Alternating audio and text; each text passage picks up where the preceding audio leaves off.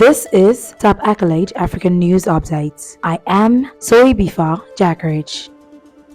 South Africa's Cyril Ramaphosa is being sworn in for a second term in office as president, despite failing to secure a majority in parliament for his African National Congress (ANC). Last month's election, lawmakers re-elected him to stay on as president last week, following a deal to form a coalition government between the ANC, its long-term rival Democracy Alliance (DA), and other parties. The ANC, which has governed since the end of apartheid in 1994, lost its majority for the first time after the 29th May election produced no outright winner. Many dignitaries, including a number of African head of states, are attending the ceremony. The ceremony, on a day which the presidency says is a normal working day, includes music, artistic performances, a 21-gun salute, military flybys, and a march past by the country's defense forces. The Umkhonto party, formed 6 months ago by former President Jacob Zuma, says officials will not participate in the official inauguration. The party, which won 15% of votes and obtained 58 parliamentary seats, also boycotted Parliament's first sitting last Friday. Mr. Ramaphosa has kept the presidency even though the ANC vote fell by 17 percentage points and it lost 17 seats in Parliament. He did this through a power-sharing arrangement with the pro-business DA, a historic rival, and other parties. The ANC got 40% of the votes, while the DA came second with 22%. The coalition is a move to the political center because the ANC's left-wing and populist breakaway parties rejected the invitation to join a national unity government. Mr. Ramaphosa is expected to appoint a cabinet soon after the inauguration, which is to include his new coalition partners, the DA and 3 other smaller parties. Together, the coalition accounts for 68% of seats in the parliament. The president is also expected to set out an agenda to rescue the failing economy. Under his rule, the economic performance has continued to suffer, and power cuts, rising crimes, and unemployment.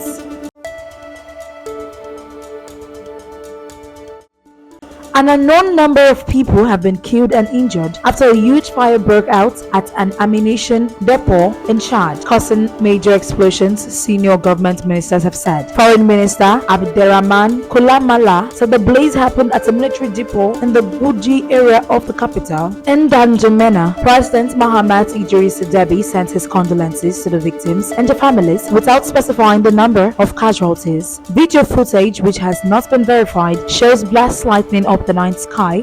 Witnesses said they could be heard miles away. The weapons depot in Golgi is the country's main arsenal and is in the north of the city near the military headquarters, the French army base, and the airport. Journalists working for the AFP news agency said the blaze caused weapons to fire into the air. There were explosions of ammunition of all calibers. The French official who requested anonymity, who told the agency. A resident said that he saw 3 wounded people on the streets, while another said his neighbor was killed. Mr. Koulamala, the foreign minister and government spokesman, urged the public to remain calm after the explosions. President Deby wrote on Facebook after midnight, "Peace to the soul of the victims, sincere condolences to the grieving families, and a speedy recovery to the wounded." The cause of the fire is not yet known, and the president has promised an investigation.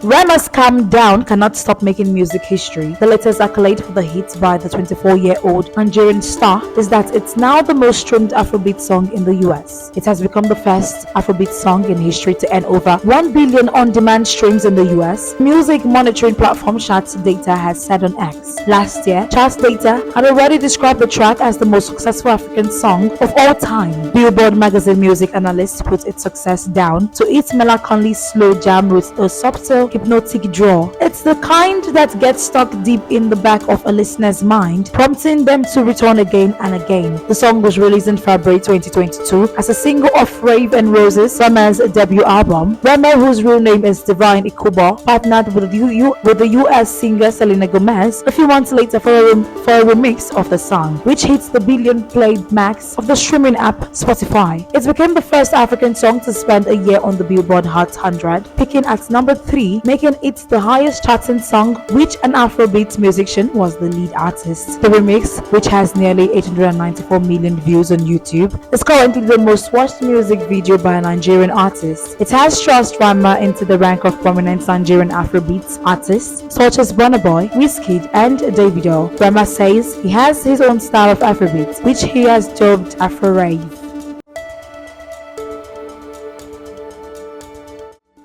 Kenya's government has scrapped some proposed taxes in this year's controversial finance bill, including a 16% levy on bread after a public outcry. The announcement by MPs came as police fired tear gas and used water cannons to try to disperse angry protesters in the capital, Nairobi. Dozens of people have been arrested, and lawyers earlier joined chanting crowds at the city main police station to demand that detainees be freed. Since coming to office in 2022, President William Ruto has introduced several new and unpopular taxes with the aim of eliminating the country's national debt of nearly $80 billion, that is 63 billion euros. But critics of the latest proposal fear they will stifle economic growth and lead to job losses. Some of the protesters marching through the capital called on the president to resign, shouting, "Ruto must go, Ruto must go." The U-turn over the new finance bill was announced by Korea Kimani, chairman of the Parliamentary Finance Committee, at a press briefing attended by President Ruto as well as other lawmakers in the ruling coalition. His finance team has been collecting public views on the bill, and he said the decision to drop some of the proposals had been made to protect Kenyans from the increasing cost of living. Other proposed taxes that has been aced including ones on cooking oil, mobile money services, and on motor vehicles, which critics say would have also hit the insurance industry.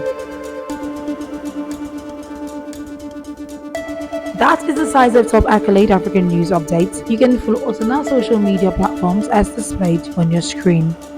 Happy Wednesday.